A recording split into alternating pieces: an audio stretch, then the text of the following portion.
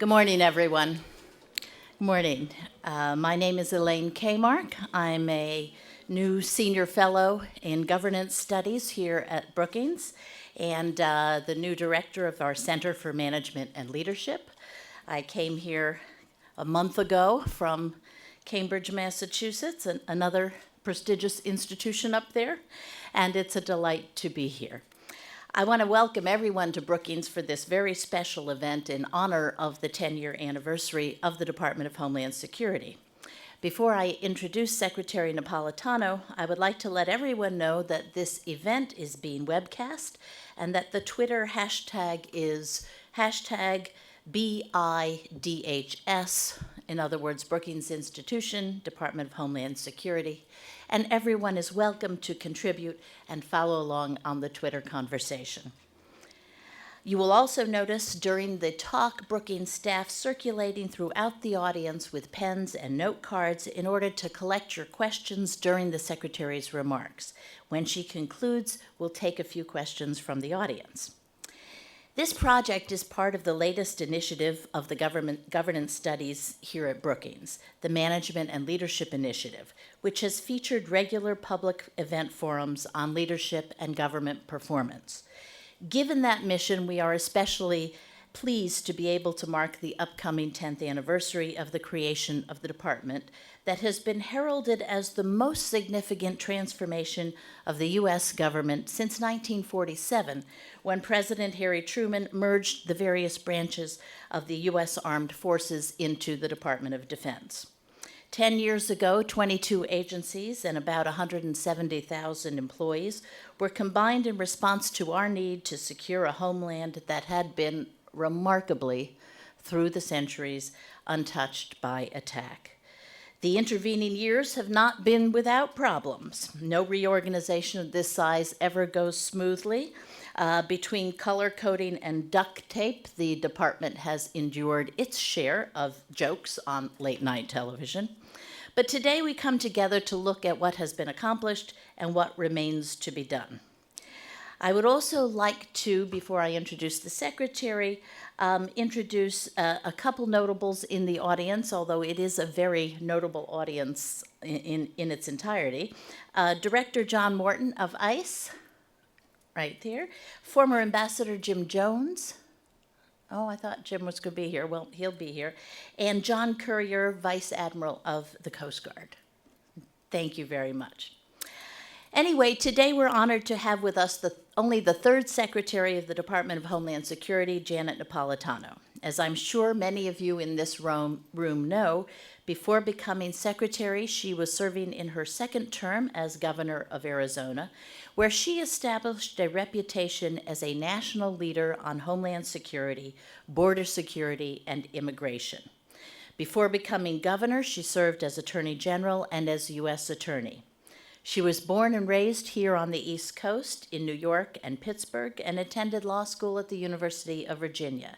And then she headed west to clerk for the Ninth Circuit and to practice law. She has been one of the most dynamic secretaries of this new department. Her management challenges are enormous, and she handles them with great good humor and grace. It is my pleasure to introduce the Secretary of Homeland Security, Janet Napolitano.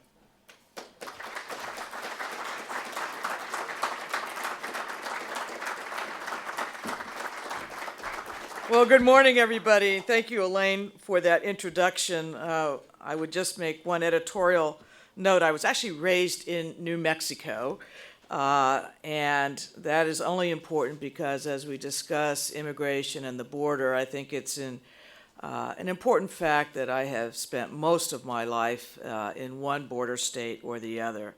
But I'm so grateful for Brookings for hosting this event. I'm grateful to you all for the warm welcome. As most of you know, in a few days we will mark the 10th anniversary of the Department of Homeland Security. And while 10 years may not sound like a long time in the lifespan of a federal department, it is a significant milestone, as well as an opportunity to consider just how much has changed in that time. The attacks of 9/11 served as the impetus for the creation of DHS and also brought to light the changes to our world that had been building for many years, changes that required immediate action and a fundamental shift in how to keep the nation safe. Our security posture in these difficult times was, in many ways, a necessary function of protecting our nation from threats that we were just beginning to understand. In that way, the immediate post-9/11 period and the early years of the department were kind of a DHS version 1.0, the foundation for much of what has occurred since. Over the past 4 years, we've seen a second phase of the department's development and advancement, DHS 2.0, with stronger partnerships with all involved with Homeland Security, including government, law enforcement, first responders, the private sector, and the public at every level. We now reach our next era, DHS 3.0, if you will, and as you'll see, the software metaphor isn't really accidental at all. So for this, my third annual State of Homeland Security address, I want to talk a bit about the significant change we've seen over the past 10 years and some of the considerable progress that we've made in that time. Now, to be clear, this is not the traditional report about the state of the department. It's about the state of our nation's Homeland Security. It's the state of a concept that before 9/11 only existed on paper within a few think tanks like Brookings. Today, a decade after the creation of a cabinet-level agency bearing that name, Homeland Security has come to mean much more.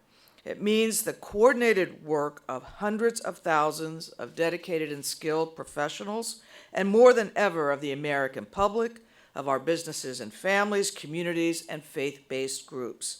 It is the collective effort of all of these on which I report today.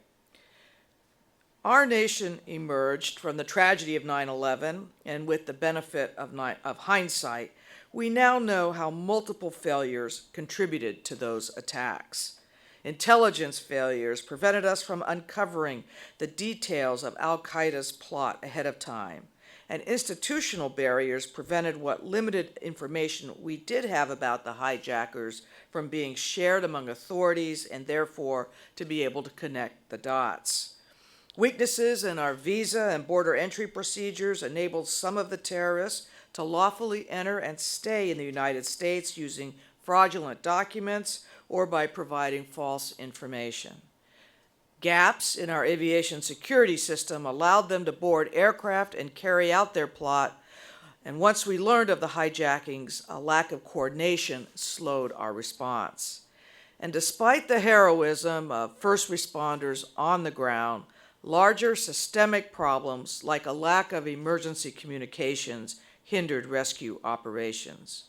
In other words, pre-9/11, our state of security was reactive and disjointed, with ad hoc intelligence sharing, overwhelmed and ineffective border and immigration processes, lack of partnerships among law enforcement, and too much focus on investigation after the fact instead of prevention and protection.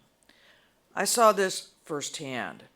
On 9/11, I was the Attorney General of Arizona, and I can attest to the many questions we had in those first hours and the gaps that existed between federal government and the states. Addressing these fundamental gaps was the driving force behind the creation of the Department of Homeland Security 10 years ago. So we moved to DHS 1.0, and I think any discussion of the history of DHS must first begin with an acknowledgement of the critical work of my predecessors, Governor Tom Ridge and Secretary Michael Chertoff. They and their leadership teams had a monumental undertaking on their hands, bringing together the original 22 agencies that formed the department and integrating their functions against a backdrop of continued terrorist threats from abroad and at home. The early years of the department led to many important innovations and enhancements. from major improvements to our aviation security system, including federalizing our screener workforce, to the creation and use of a single U.S. government known or suspected terrorist watch list to screen travelers, establishing a biometric entry system at ports of entry, and other major advancements in port, cargo, and border security. This was tough work, and a lot of credit should go to the men and women who helped build DHS over its first several years. We moved to DHS 2.0. When I became secretary in 2009, we looked hard at how we could build on this progress and accelerate it further. In essence, create DHS 2.0. Fundamental to this was the recognition that even though we had made significant progress since 9/11, the threat landscape was constantly shifting, and we needed to stay ahead of it. We still face threats from Al-Qaeda and other foreign-based terrorist groups inspired by their ideology. Indeed, we better understood how terrorist threats on the other side of the world could affect our homeland, with far-reaching consequences to our global systems of trade and travel, communications, and finance. We were also confronting the reality of homegrown threats, including from individuals who may have had no particular connection to terrorism, but nonetheless can threaten our cities and communities, our schools, and our places of worship. And so what we've spent the past 4 years doing is putting in place is something completely different. An approach that's more efficient, risk-based, and designed to detect, prevent, and respond to a range of threats, from terrorist attacks to natural disasters. This approach is built upon the notion that in a world of evolving threats, we can no longer be simply reactive or isolated. We have to leverage information to identify threats sooner, target our security measures to areas where they will have the greatest impact in decreasing risk, allocate our resources according to risk-based priorities, and engage a full range of partners in our work. A good example is how we have brought this thinking to our founding mission, protecting against a terrorist attack. We know it's essential not only that information is shared among relevant agencies, but also that law enforcement and frontline personnel at all levels, internationally, in our states, cities, and communities, as well as those who screen passengers and cargo and protect our borders, that all of these partners have a comprehensive understanding of threats and that we get them that information in real time. This is the driving force behind the integration of our intelligence sharing and analysis capabilities to fix gaps such as those exploited by Umar Farouk Abdulmuttalib in trying to down a U.S.-bound airliner on Christmas Day in 2009. This is also the driving force behind our support for a national network of fusion centers that serve as centers of information sharing and analysis among state and local governments. And we see the results of this collaboration every day. For example, after the attempted terrorist bombing in Times Square in 2010, information from state and local databases was shared between fusion centers, which aided the investigation and helped law enforcement identify possible associates. We've applied this data-driven, risk-based model to how we secure our borders, land, air, and sea, and how we enforce our immigration laws as well. Today, a single, unified agency secures our ports of entry and ensures the flow of travel and trade. Our officers are better trained, and we have invested in technology and infrastructure improvements to help expedite lawful travelers and cargo. We've also deployed historic levels of staffing and technology along our land borders, and as a result, we have a far better ability to detect, deter, and apprehend those trying to illegally enter our country, including through aerial surveillance of the entire southwest border. As a result, illegal immigration attempts are now at 40-year lows. Likewise, we now enforce our immigration laws according to common sense priorities focused on the greatest threats to our communities. Previously, this was not the case, meaning that a college student who came here with her parents when she was a child was considered the same priority as a drug smuggler. This has changed. Last year alone, we removed more than 250,000 criminals from the United States, a record. At the same time, we've ensured that our immigration officers can use discretion when deciding what cases we prioritize for removal. For example, we established a process to allow young people brought to the United States illegally as children to request consideration of deferred action for a period of 2 years, subject to renewal, and as a result, apply for work authorization. And we've engaged in historic efforts against human traffickers, counterfeiters, and those that violate and steal our intellectual property.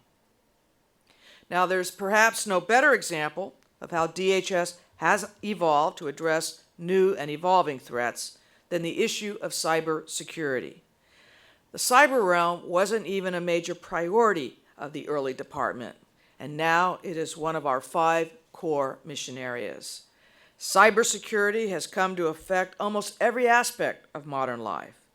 All of us depend on cyber-controlled systems for energy, communications, transportation, and defense. Over the past 4 years, we have built and deployed systems to detect intrusions and defend federal cyber networks. We've expanded our 24/7 Watch Center, the NCIC. We have comprehensive plans in place to manage cyber incidents.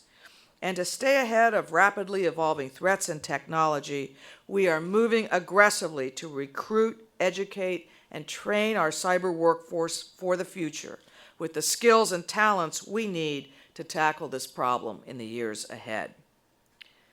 Now, just as we've adapted to meet evolving threats to aviation and border security and cyber networks, we have also transformed our disaster response system to better meet the needs of disaster survivors. Over the past 4 years, we have led the federal government's response and recovery efforts to support state, local, and tribal communities in 285 major disasters. In addition to devastating floods, wildfires, and tornadoes, we've seen other major natural disasters like Hurricane Sandy. And we've dealt with unprecedented complex events like the BP Deepwater Horizon oil spill. We have helped to rebuild FEMA into a strong, agile, and capable agencies. And likewise, we've helped build into our communities a culture of preparedness, a culture that recognizes that the American people are not a liability to be protected, but a tremendous asset to be leveraged. I am proud of how today's FEMA and all of DHS have dealt with these disasters like Sandy. And I believe the reforms we've made over the past 4 years have made DHS and FEMA the best disaster response agency in the world. So the obvious question is, where do we go from here? How do we move from our DHS 2.0 accomplishments of countering terrorism and improving border security, from smarter immigration enforcement to stronger cybersecurity and capable disaster response and recovery? How do we move from that to Homeland Security 3.0? What does that look like? The work we've done, I think, provides a stronger foundation than ever to address the inevitable challenges we will face in an ever-changing threat landscape. And we know that these challenges will evolve, requiring a nimble and flexible response by the federal government and by the many partners we engage across the country and increasingly around the world. They will require that we continue strengthening our nation's capabilities to prepare for, respond to, and recover from threats and events of all sizes, whether from Mother Nature or those seeking to do us harm. And I think we must do even more to inform and engage the public in this shared responsibility for our safety and our security. Agility and resilience, engagement and integration. These are some of the key principles that will define Homeland Security 3.0. We must continue to embed our risk-based approach within everything we do. One key way is by smartly using information and intelligence analysis to allow us to focus our time and energy on people and cargo that pose the greatest risk and in a manner where we can have the greatest ability to protect these systems. Our goal in supporting a risk-based approach to security is not only to keep our country more secure, but also to facilitate the lawful travel and trade that drives our economic growth. In other words, if we're looking for a needle in a haystack, an approach that is risk-based allows us to start looking through a much smaller haystack while doing away with a cumbersome one-size-fits-all method.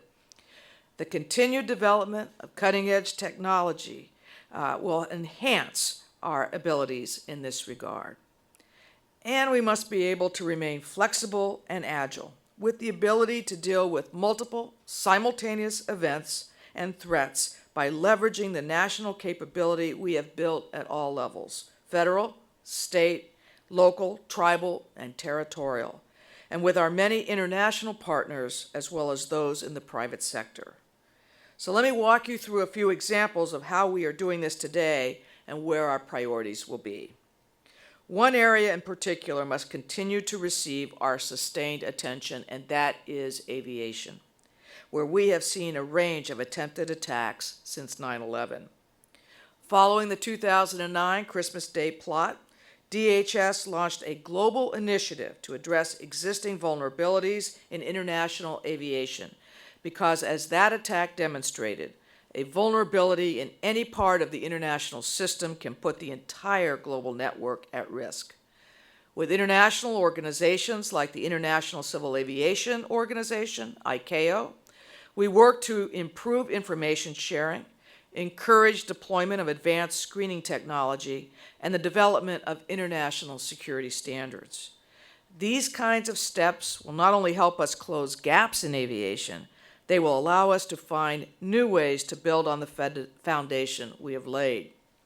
For example, expanding the screening travelers using advanced passenger information, passenger name records, known as API, PNR, and doing that with more countries and sharing the results will allow us to identify potential threats earlier and increase our ability to take action before they board an aircraft to come to the United States. And by greatly expanding trusted traveler initiatives like Global Entry and TSA PreCheck with an eye toward expediting screening for even more passengers, as we've done for children under 12 and those seniors 75 and older, we can focus our efforts on those we don't know as much about and those who pose the greatest risk. In the coming months, TSA will work to develop additional programs that expand risk-based security initiatives to additional populations. In fact, by the end of 2013, TSA expects that 1 in 4 passengers will qualify for expedited screening, up from 1 in 12 this past year. Another area of great importance for us, and of course for the future of our nation, is achieving common sense immigration reform. Our immigration system has been broken for far too long, and the time to fix it is now. As the chair of our Senate Authorizing Committee, Senator Carper, just told me on our recent trip to the Arizona border, it is time for Congress to stop giving us more buckets and instead fix the ship. Our communities, workers, and employers are all frustrated by a system that treats a drug smuggler the same as a high-achieving student, undercuts honest employers, and leaves millions in fear of deportation and vulnerable to fraud and other crimes. This system makes it harder for law enforcement to focus on the greatest threats in their communities, instead spending time and resources on low-priority cases. Last month, President Obama put forward a set of proposals that he believes will address the long-standing problems with our immigration system. The president's proposals support stronger, sustained border security and immigration enforcement. In fact, the most effective way to achieve border security is through common sense immigration reform that strengthens employer accountability and that updates our legal immigration system. The President's proposal also gives us better tools to focus on employers who hire illegal labor, and by doing so, create the market demand for illegal immigration. Under the President's proposal, we would provide a rigorous pathway to earn citizenship for those already here, and we would significantly improve the legal immigration system. Common sense reform will help eliminate the main driver of illegal immigration, the desire to find work. As we make it easier for businesses to get the workers they need legally and more difficult for undocumented workers to find jobs, this will relieve pressure on the border and reduce illegal flows. And this will enable law enforcement to keep their focus on those who pose national security or public safety threats, including narco-travelers, human smugglers, and transnational criminal organizations. The time to modernize our immigration laws is long overdue, and we stand ready to work with Congress to achieve this important goal for our country, for the American people, and for all those seeking to contribute their talents and energies to our great nation. In DHS 3.0, one of the most important areas we are investing greatly in is the future of cybersecurity. We've made it a top priority to help build a 21st century workforce, the next generation of skilled individuals who want to come to DHS, make an impact, and serve their country in this important field.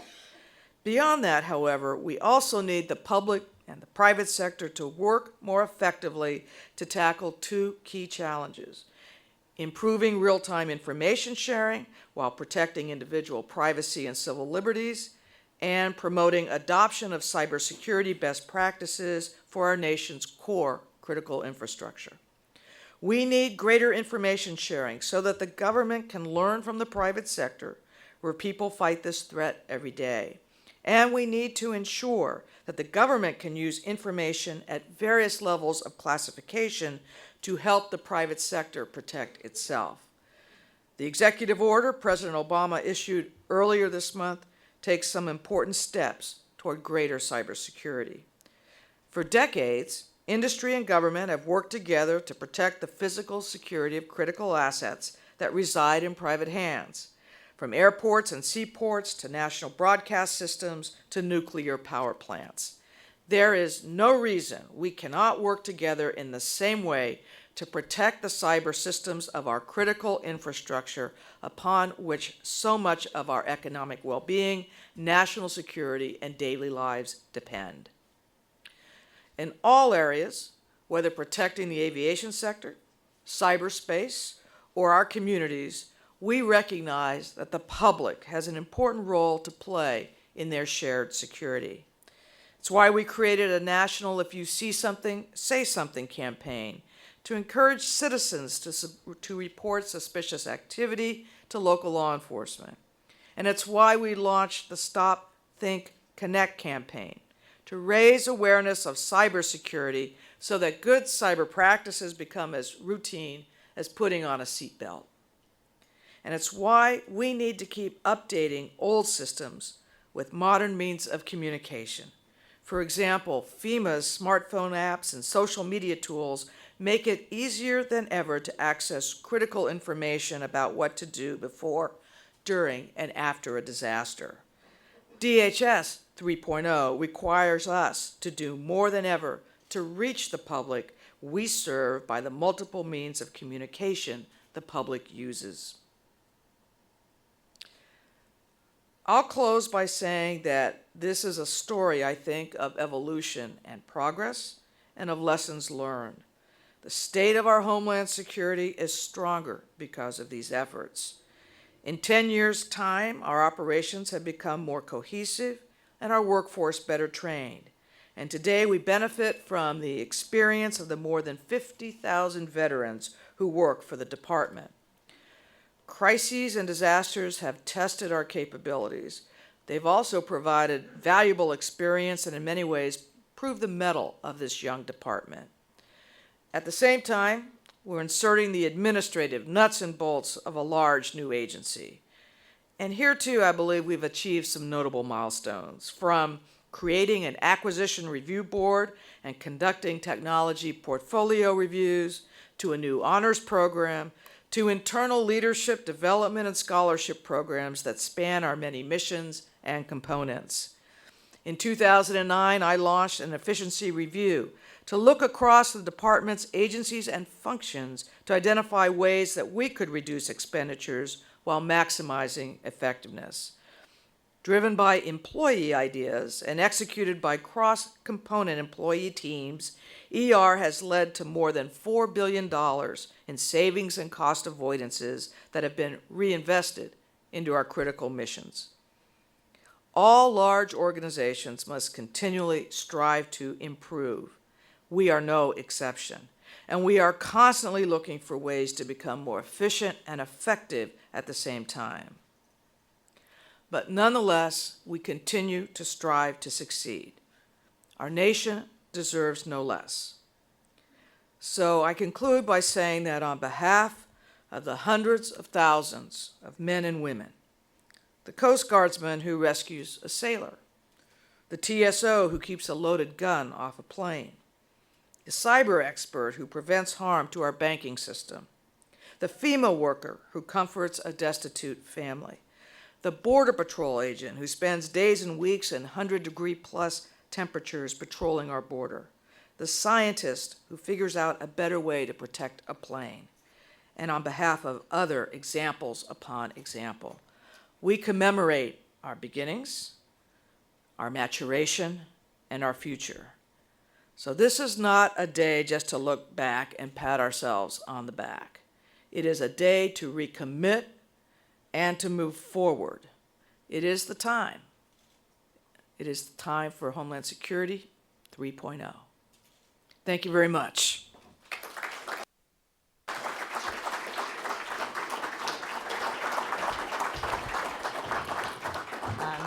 I think you're here. Yeah. Thank you, Secretary Napolitano. That was a great review of where we've been, where we're going.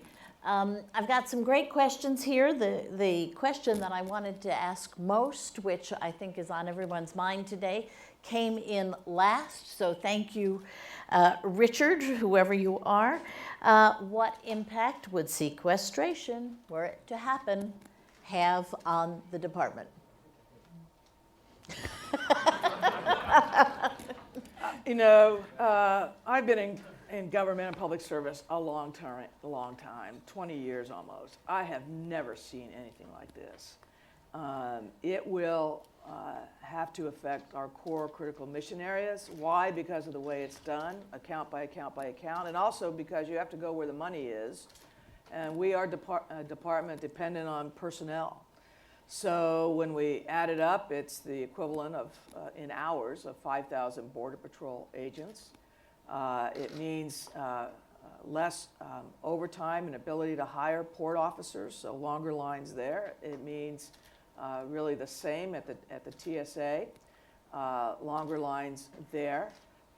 It means that we can't continue to invest and build. And let me just mention, sequestration is just one kind of roadblock we've had as we've tried to bring the department together and manage. I think in the last 4 years, we've had, 3 shutdown almosts. Mm-hmm. We have one coming up, the fourth one this coming March. We still don't have an FY13 budget to work from. So unless and until Congress can get budget and appropriations back into regular order, I fear that we're going to just lurch from crisis to crisis, which helps no one, but really affects a young, growing department like ours. The other day, you were quoted in the press as having had an out-of-body experience. Do you want to comment on that? Yeah, it was out of body because you get some of those in this kind of job, but this was particularly acute because I testified Wednesday before the Senate Judiciary Committee on the need for comprehensive immigration reform, and it was being hit really hard on resources at the border and border security. And the next day, I was before the Senate Appropriations Committee talking about the fact that we were going to lose the equivalent of 5,000 Border Patrol agents, and that we were going to have to furlough port officers at our ports of entry. So, trying to do both at the same time is really an impossible task. Well, you referenced this in your speech, but certainly 10 years ago when the department was formed, cybersecurity was kind of one of the least talked about parts of the department. It was really kind of put together by small entities that had been sitting around in the rest of the federal government. Obviously, it's becoming now one of the most important missions of the department. And how important is it to pass minimum standards for security equipment in critical infrastructure? And especially in light of the recent news about the Chinese, do you think that the bill you sent to Congress is going to have a second chance? I hope so, because the executive order can only go so far. It's not only standards, it's information sharing. And it's sharing information early enough so that we can all get in there, find out what the intrusion is, and work to mitigate or minimize the harm, right? And to share knowledge about it so others can protect themselves. And it's protection of core critical infrastructure. We're not talking the small business, we're talking utilities, the banking system, the telecommunication system, the systems we all rely on. We can't mandate that. That would have to be done legislatively. We're going to try to do it with the voluntary adoption and sharing of standards. We will see how that goes. But there are other areas in the cyber realm, Elaine, where only legislation will help. So I am always cautiously optimistic that perhaps this will come back up again. Okay. The other thing that gets discussed a lot in the area of cybersecurity is sort of the relative place of DHS versus DoD. Mm-hmm. DoD has a cyber command, DoD has lots of money, and some people think that you guys are sort of the poor relative in that relationship. Can you talk about that a little bit and how you're negotiating that relationship? Yeah, we have a very good, and what we've developed and is really what we call amongst ourselves, Director Mueller and General Alexander and myself, we call the Troika. We've really looked at roles, responsibility, and lanes in the road for the federal government in the cyber realm. Because DoD is really for the international aspect of things, but a lot of cybersecurity, what we're talking about, is domestic. So we have to figure out how to manage that. Plus, a lot of the work is in the civilian capacity, not necessarily the military capacity. But we want to use the technology resources of the NSA. So how do you do that? Well, we have figured, I think, out a way to do it informally. One of the MOUs I signed early in my term was one with Bob Gates over at DoD, Secretary Gates, and it was about how we would embed people in each other's places, but also how we would share with appropriate restrictions the technological resources of the NSA into the domestic Homeland Security realm. With the FBI, we've been working on what is the split between prevention and protecting of core critical infrastructure and managing systems in the event and as attacks occur. I don't want to say in the event because they're occurring even now and they occur all the time. But also the investigation and attribution and, if possible, prosecution. So I think that working together, we have lighted upon a realistic and workable solution to how we organize within the federal government the best way to deal with cyber. Changing venues for a minute, I want to go to FEMA and emergency response. After Katrina, a lot of people said FEMA had been substantially weakened by being placed in DHS. And in fact, there was some, for those of us who've paid attention to this over the decade, there's a lot of chatter for a while about taking FEMA out of DHS. That Right. seems to have gone away. And so I wanted to ask you, what do you think has happened to blunt that initiative? Performance. I think it has been recruiting some really great leadership at FEMA who are experienced professionals in the field. I think it's been giving them greater discretion to move quickly. It's been the president's willingness to execute things like pre-landfall disaster declarations so that you can begin preparation even before a storm hits.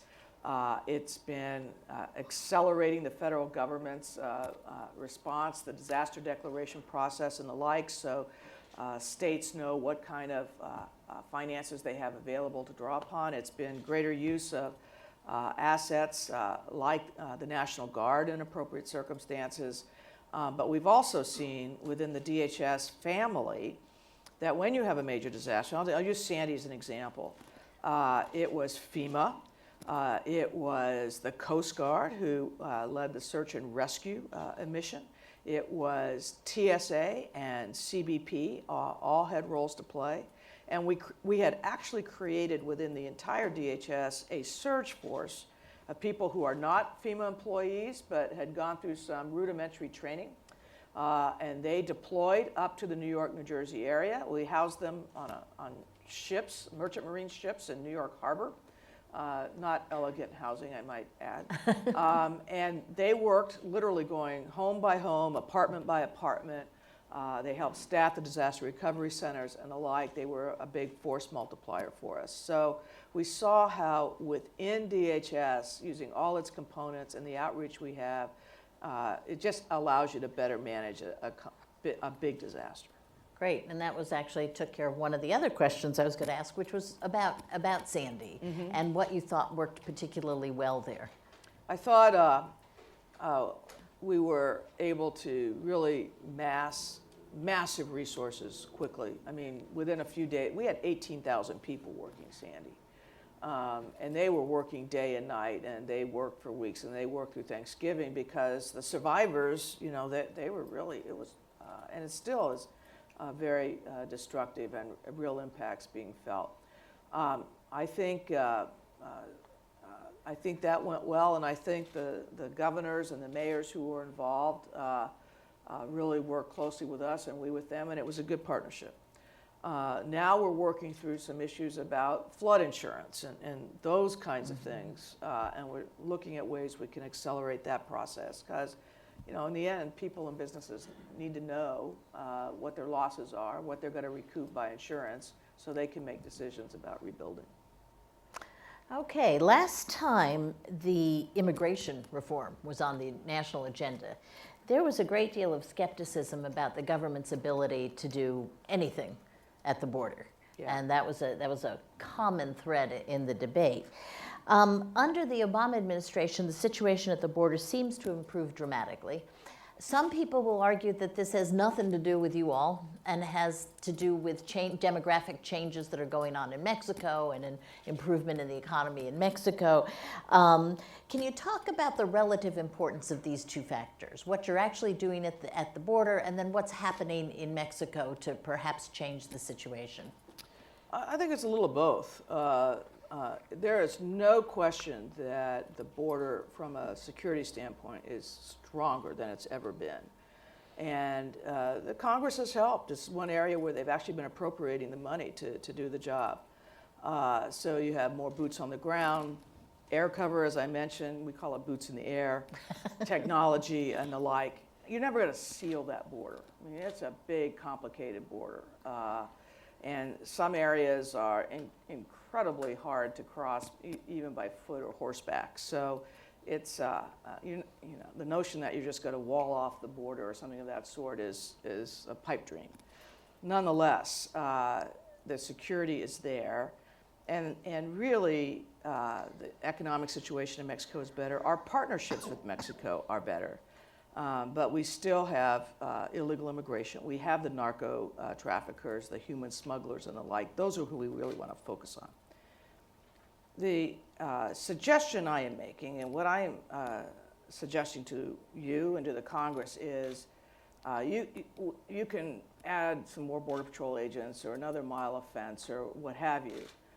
But really you need to look at immigration as a system of which the border is a part. And if you really want to help border security at this point, you need to focus on what's going on, what's creating the demand, right? And that's why you need a national system for dealing with employers. You need to deal with some of these limitations on legal migration so that more people can come legally into our country, contribute their talents and energies, come through our ports. We have their biometrics. We know who they are. And then we need to bring those illegally in the country out of the shadows. Again, so we know who they are. We can run their background checks. And they can begin a process of, through fines and penalties, learning English, paying taxes, and all the rest, getting right with the law. And when you look at the system that way, that actually strengthens what we do at the border. Growing up mostly in border states, as you corrected me, what insights, long before you came to this job, right, what insights did you have from being on the border that maybe the rest of us who grew up in places that were far away from the border, what insights did you have that you brought to the job? Well, I think, I think a greater recognition that some of the bumper sticker solutions were not really workable. I think a realization of, the need for legal migration to keep contributing to our economic vitality and growth, to the labor that we need to support our businesses. It's really interesting to hear business after business come into Washington and say they can't find workers. And then you say, well, how about helping on some immigration reform and whatever. So, but now they're pretty much speaking with one voice, and the faith-based community is speaking with one voice, and the advocacy groups are speaking with us an ever stronger voice, and you see this all now coming together, and like I said, we're very supportive and hopeful that the Congress will be able to take this up.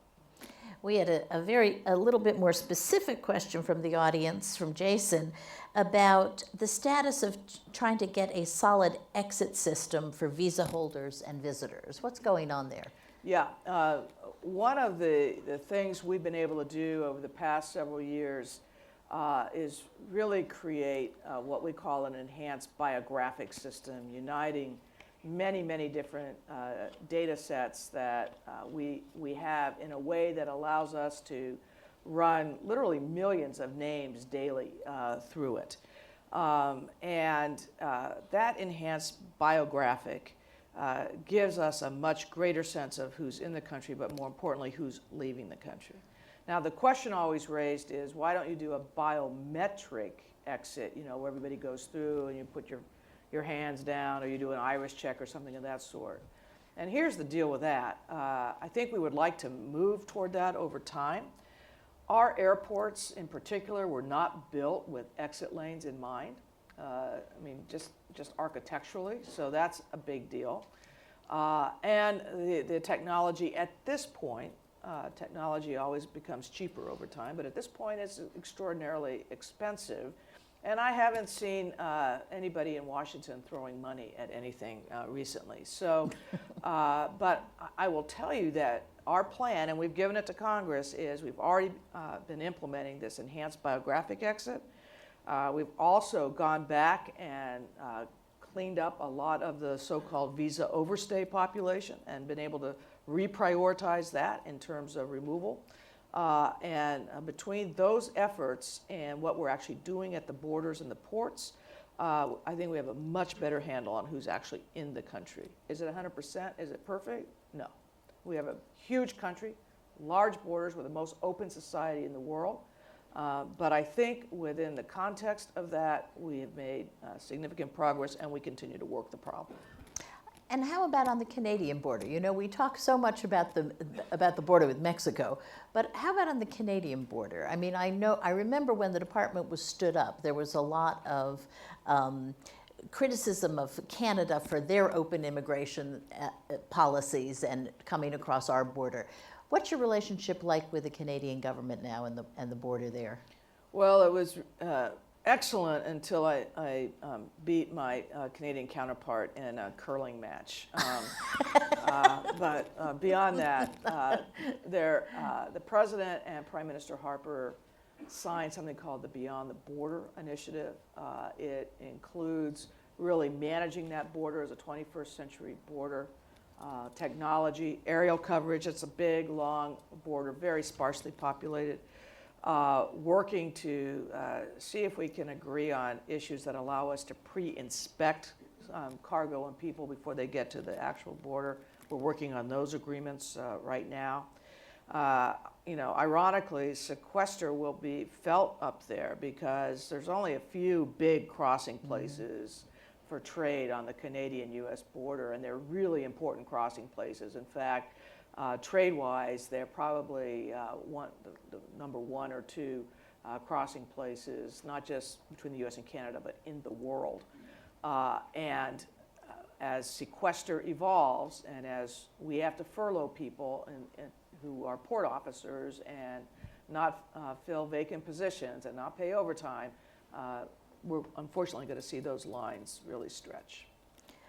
Okay, and finally, at a recent hearing on your department, researchers at the Congressional Research Service pointed out that 30 other agencies, in addition to DHS, have Homeland Security in their missions. And they were critical that there was no consistent federal definition of Homeland Security. Does this matter? Well, probably be nice, but does it really matter in practice? I'm not sure. That's the first time I've even heard that, and I've been the secretary 4+ years, so it's really not affecting my day-to-day work. But here's the thing. Under Homeland Security Presidential Directive 5, HSPD 5, there's really a clear outlining of when you have a big, complicated event, what is the role of DHS? And BP is a good example of this. Which is to coordinate and lead multiple agencies who are responding. And there it was the EPA and Energy and Interior, just to name a few. And we actually, for months after the spill, at a cabinet level, the secretaries and the administrators would get twice daily or once daily on the phone, weekends, it didn't matter, going through what everyone was doing, what the response was, what some of the big issues were, and that really helped coordinate the response. And I think, in the aftermath, looking back, again, you always learn lessons, always things you would do better or differently. But in the context of the largest oil spill of its type, I think really worked well to help mitigate the damage. And we did that after Sandy as well. So in practice, what we mean by Homeland Security is what I said. It's agility. It is the ability to prevent as well as protect. It's the ability to continue to innovate. That's what we consider to be Homeland Security. And lastly, it is a sense that it is not the responsibility of one government department. It's not the responsibility solely of the federal government. You have the states that have a critical responsibility. Governor O'Malley's here. Cities have a responsibility. And every single person has a responsibility in the security realm for the safety of themselves, but also of each other. So trying to, and in DHS 3.0, inculcate that and just make it, this is one of the things we do, like putting on a seatbelt, will be important for us. Anyway, finally, we have a student in the audience, Zach, who wants to know, I'll read his question exactly, what impact, as a student, what advice do you have for those who are interested in public service? Do it. It is a wonderful, rewarding way to spend your work life. You can work with some of the most wonderful, talented people around. At a place like DHS, what I have found, and one of the delightful things I found, I didn't know what to expect when I came in, I got to tell you. It's a big transition going from the governor of Arizona, where it was 75 degrees, and giving my State of the State, to the very next day being in Washington, D.C., and it was like 16. And going into this department, which doesn't, we're kind of scattered around Washington, D.C., and I just didn't know what to expect. what I have found is that the men and women in the department, and I give a special credit to those who came in the first wave, are very committed to mission. And one of the things I would like to do is work with them to give them a sense of empowerment and encouragement to do the work they do. And for students, I would say, if you want a place where you can build a terrific career, where we really want our employees to stay with us and to work in this field, it's just a great way to do it. So see me after class. On behalf of Brookings Governance Studies and the new initiative on leadership and management, I want to thank the Secretary for her words today, for all the insights she's given, and for her terrific management of a very important piece of the U.S. government. Thanks a lot. Thank you. You bet. Thank you.